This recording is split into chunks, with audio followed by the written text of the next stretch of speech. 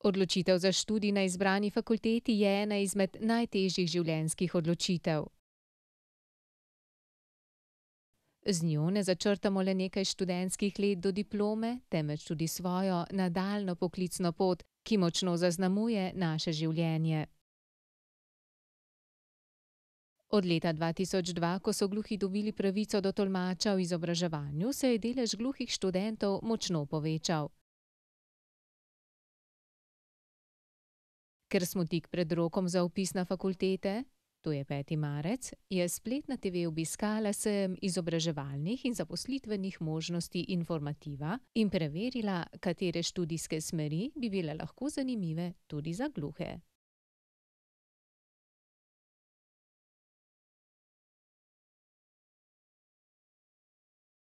Da Informativa ni samo sejem, kjer se predstavljajo visoke, višje šole, fakultete, ampak da je to sejem, kjer mladi dobijo čim več informacij o celotni vertikali poklica oziroma izobraževanja, od srednje šole dalje, ker tam nekje se lahko odločiš, kaj boš, ko boš velik. Jaz mislim, da še vedno je pri mladih, predvsem pa kot rečeno pri njihovih starših, ta ideja, da so to dobri poklici, v smislu, ne vem, da ti pravo, ekonomija lahko pride prav. Po drugi strani se mi zdi pa, da je vseeno vedno več tudi nekega tega zavedanja, da moraš biti direktor neke firme, ki ničesar ne ustvarja, da rabimo tudi ustvarjalce in se trudimo izpostavljati tiste poklice, ki imajo neko perspektivo.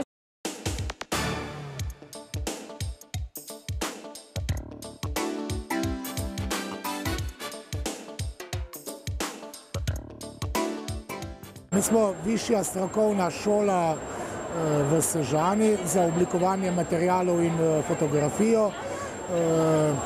Študent, ki konča poklic oziroma študij pri nas, dobi naziv inženir oblikovanja oziroma inženir fotografije. Pogoji za vpis na našo šolo so poklicna ali splošna matura, študij je dvoleten, smo javna šola. Poudarek na naši šoli je, da se študentje seznanijo s samim materialom in tudi s samim načinom oblikovanja, da potem, bi rekel, z nekim postopkom, z nekim načinom dela se lahko načrtuje in izdela nek končni izdelek, ki pa težimo, da ima dejansko neko presežno vrednost.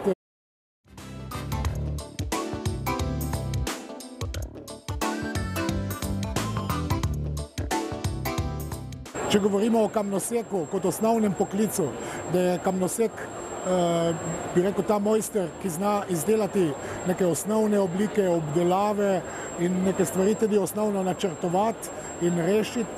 Pri nas težimo k temu, da gremo še naprej od tega, da se študent oziroma diplomant postane nekako samostojen pri nekaterih odločitvah, kako bo recimo kreiral nek prostor. Ker to ne pomeni, da zdaj lahko ti samo klešeš kamen, ampak lahko delaš še marsikaj drugega. Sigurno se bo odpiralo dosti delovnih mest oziroma dosti prostora bo na tržišču za ljudi, ki znajo uporabljati svoje roke in imajo razvite ročne spretnosti.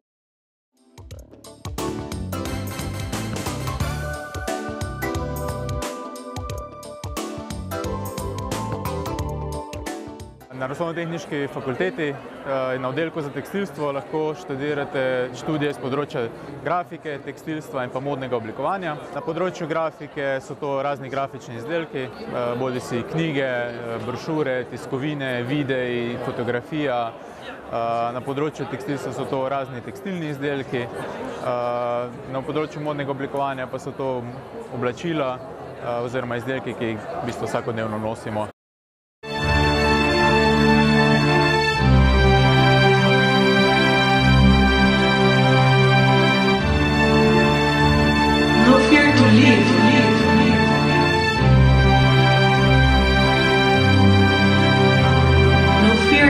Študentov pričakujemo predvsem kreativnost, se pravi neko razmišljanje bolj široko izven okvirjev, da imajo možnost narediti neki izdelek, ki ima večfunkcionalni izdelek se pravi, da tu gre tudi za povezovanje teh treh smeri, se pravi, da poskušamo vključiti grafiko v tekstilstvo in v modno oblikovanje, seveda tudi obratno. Zagotovo je prednost v smislu dela, ki se počne, da rečem, z rokami, se pravi ročnega ustvarjanja, tega je nekoliko več na modnem oblikovanju.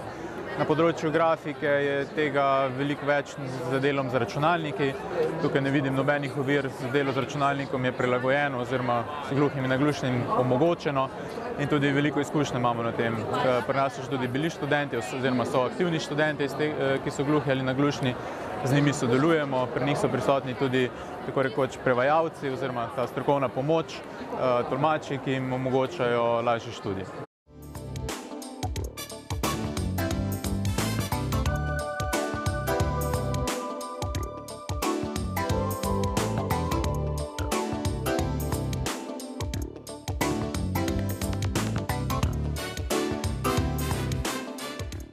Študenti pridobijo možnost zaposlitve v različnih tako grafičnih podjetjih, medijskih hišah, v tekstilni industriji, raziskovalnih inštitutih. Z področja modnega oblikovanja pa so to ustvarjalci oziroma modni kreatorji, tudi modni novinarji, stilisti in podobno. Se pravi, mogoče zelo optimistično rečeno, da nekih ovir ni, ampak je kader, ki je v tem trenutku zelo iskan in nekako zaposlitve zanje se najde.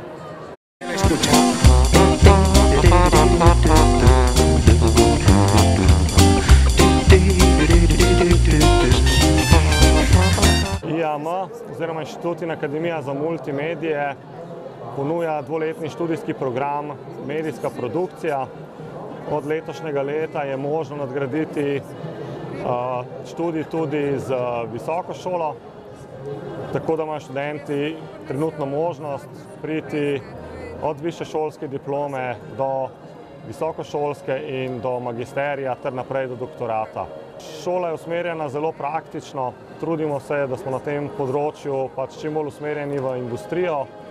V prvem letniku se študenti od praktičnih predmetov delajo v Photoshopu, Illustratorju, potem na internetnih straneh in pa delajo fotografijo. V drugem letniku pa imajo možnost izbrati eno izmed 7 izbirnih smeri, in sicer 2D animacijo, 3D animacijo, fotografijo, video, splet, audio, tako da imajo res kar veliko možnosti za specializacijo na tem področju.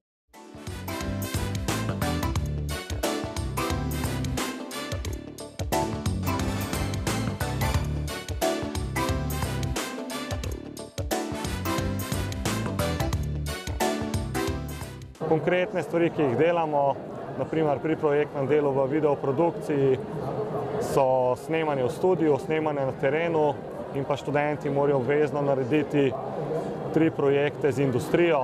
Delali bomo natečaj za Inštitut Jožef Štefan in pa natečaj za Chevrolet, ter na to tudi za Petrol. Na teh projektih imajo študenti možnost, da pokažejo svojo nadarjenost, svojo predanost do tega dela in tukaj se tudi naberejo najboljše reference in možnosti za nadaljnje sodelovanje s podjetji.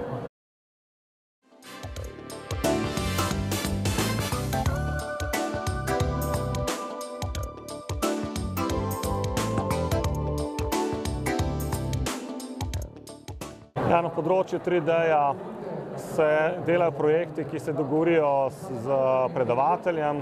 Recimo nekateri lanski izdelki so bili risanka, potem animacija avtomobila, tako da je tukaj zelo veliko prepuščeno študentom, se pravi njihovim idejam, profesor pa jih na to pripelje do končnega izdelka.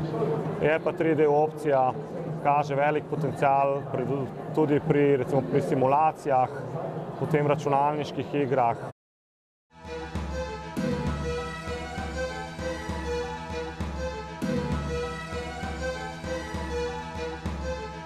Sedaj imamo prvo izkušnjo tudi z gluhimi študenti, se pravi imamo 2 študenta v drugem letniku. Z njimi nimamo posebnega dela, edina razlika je, da je z njima na predavanjih prevajalec. Ljudje s posebnimi potrebami se lahko enakovredno vključijo v delo na tem področju, ker je važen samo končni rezultat. Tako da nismo zaznali doslej, da bi študenti s posebnimi potrebami odstopali od drugih študentov.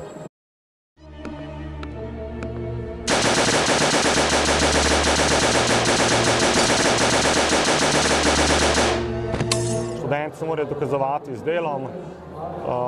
Veliko naših študentov ima svoja podjetja, ali SP ali DOO-je, tako da lahko trdim, da na tem področju je dela veliko.